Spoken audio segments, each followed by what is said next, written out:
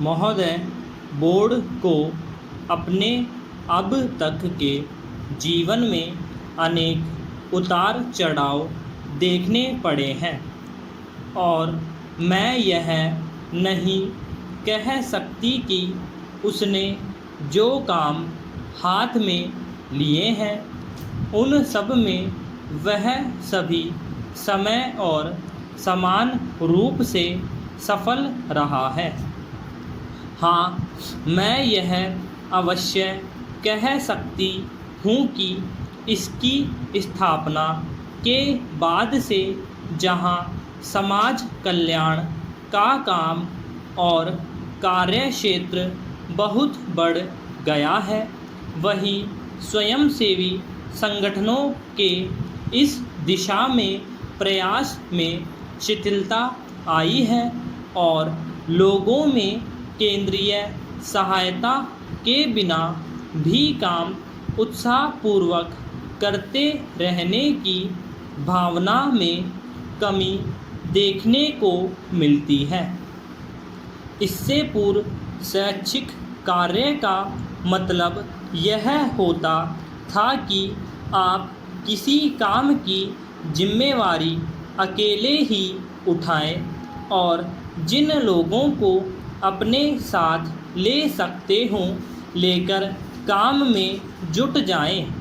लेकिन अब कोई भी काम शुरू करने से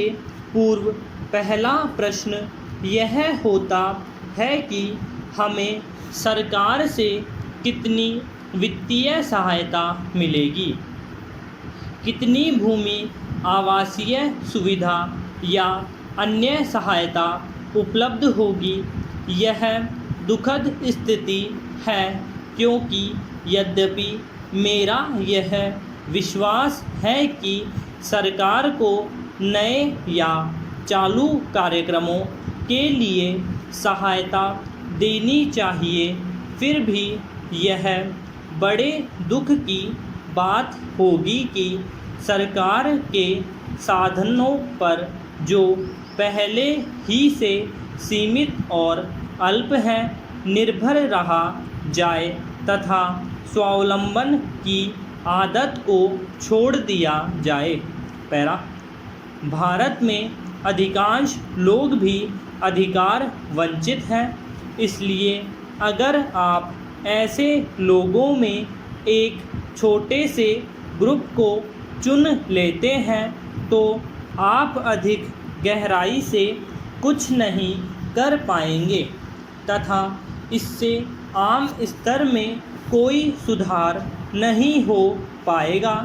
उदाहरण के लिए बाल कल्याण के क्षेत्र में अगर औसत बालक को बेहतर स्वास्थ्य की सुविधाएं नहीं मिल पाती तो विकलांग बच्चों की समस्या हल नहीं की जा सकती। इसके विपरीत शायद उनकी कठिनाई और बढ़ जाएगी। यही बात महिलाओं के संबंध में काम पर भी लागू होती है। पैरा, अब मुझे यह